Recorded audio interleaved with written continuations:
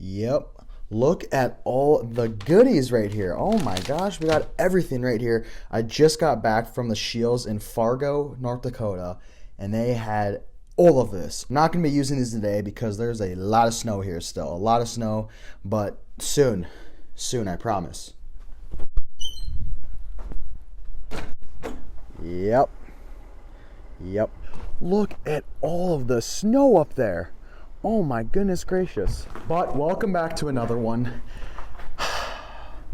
Yeah, there's still snow. There's still a bunch of ice. We're gonna have to figure something out here. I'm here for the next like 2 weeks or so, and we need content for the channel. I didn't have a video for today, so today's video is going to be a panfish like tips and trick, laid ice kind of thing. I'm gonna talk about equipment, location, and just basically I'm gonna try to help y'all catch some laid ice panfish. But I mean, there's nothing else I can really do for the next 2 weeks besides ice fish. I can't rip down south. I mean, I could, but I can't afford that. And I mean, everything up here is just basically ice fishing. That's the only content I can think of. If you guys have a better idea on what I should do for the next 2 weeks or what kind of videos you guys want to see, drop a comment down below and let me know what you guys want to see, because right now it's basically just ice fishing. Like if you guys want to see the ice fishing, like yeah, I'll do it. But if you guys are like, I want him to do something else, like let me know, please. So yeah, I'm getting pretty sick of ice fishing, but I still got to do it because I mean we got like 3 feet of like snow and ice left. It's gonna be a while before I can do something else, honestly. The last few weeks or so, you haven't seen me on the channel because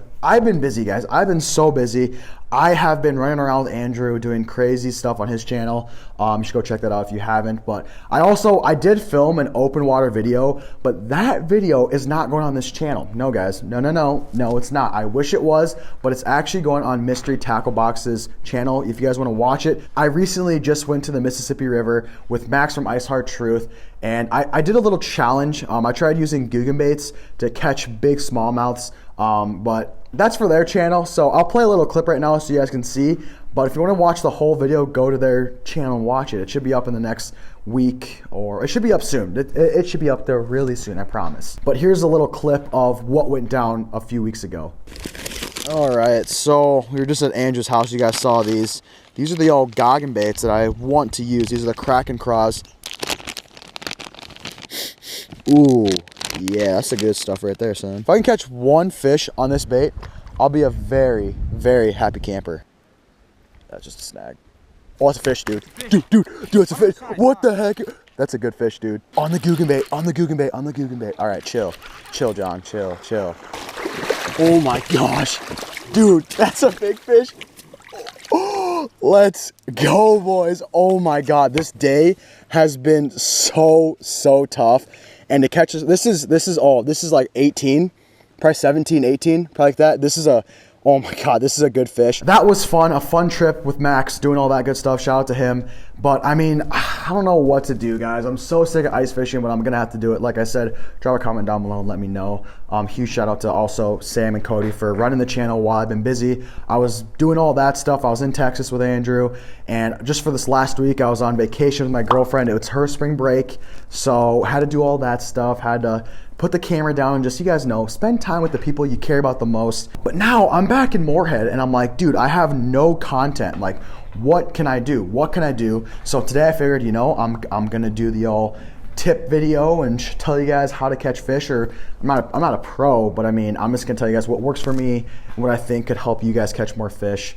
And then we'll see what happens this next 2 weeks from what you guys comment. But without further ado, let's hop into the main topic of this video, which is catching late ice panfish. Here in Minnesota, the big game season is over, so you can no longer target those walleyes or bass or anything of that nature. It's strictly just panfish for a little bit. This time of year is very overlooked up here in the northern states. Like, everybody's over that ice fishing stage, but guys, this is one of the best times to catch big crappies, big bluegills, and a lot of them too. The first thing I want to talk to you guys about is location. Location is key. Once you find like one fish, you're probably gonna find like a whole bunch of them. It's gonna be a school of fish, guys. And these fish all winter Early ice, they've been up shallow. They were up shallow. As it got colder, as the ice got thicker, they moved out to the deeper basins.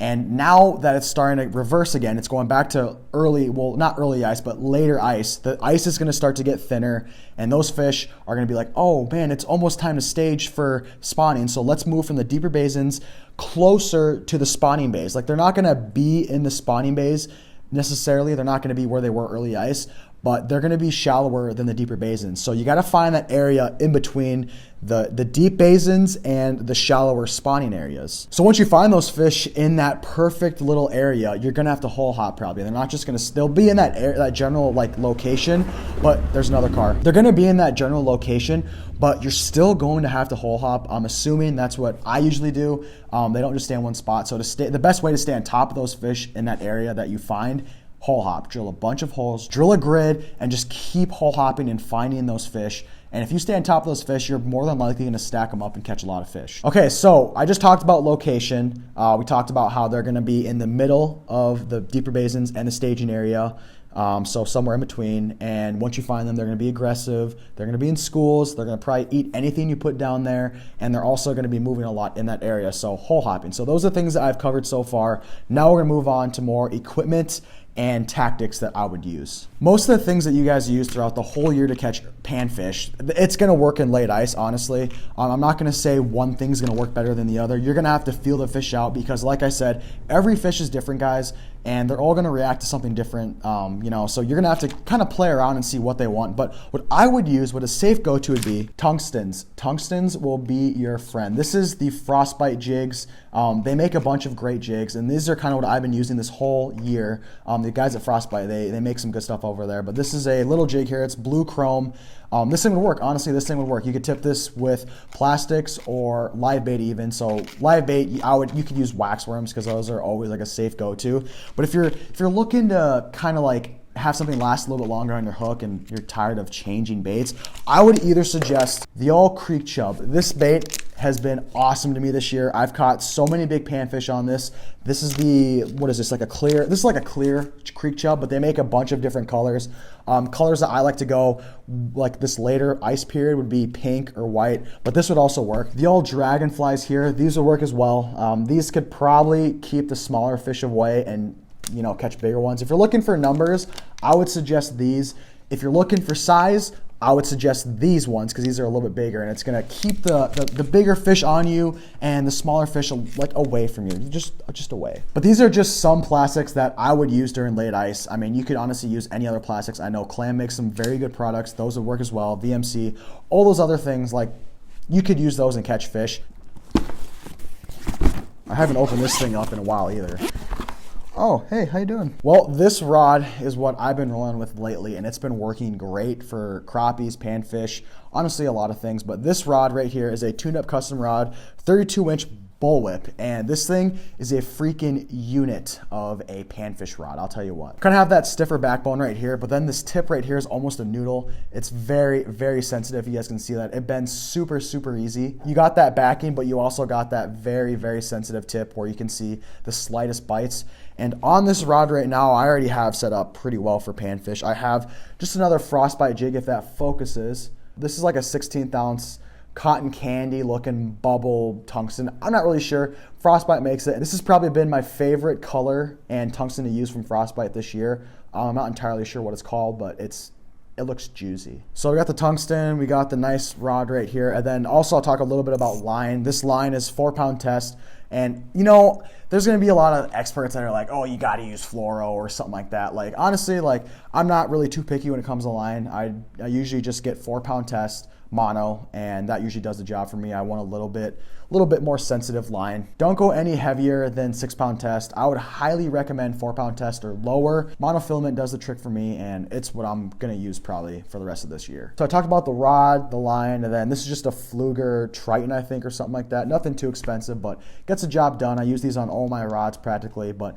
just a nice cheap little reel if you want a good bang for your buck. that pretty much wraps everything up. That's pretty much everything you guys need to know to catch panfish.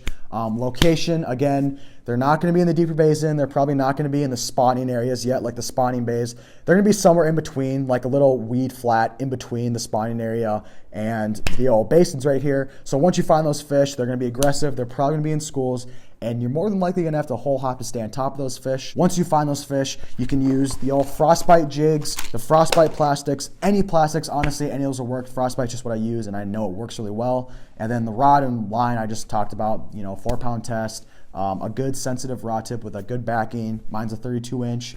And yeah, that pretty much sums everything up, I think. Well, I'm sorry that kind of wraps up today's video. I know it wasn't the most exciting video that you guys have watched on this channel, but I can't really go ice fishing yet because it literally just snowed, and I can't even get my car out the freaking driveway, guys. Like, it's that bad. But the rest of this week, I'm back for like 2 weeks. Probably going to hit the ice kind of hard here just because we can stack up some videos for you guys.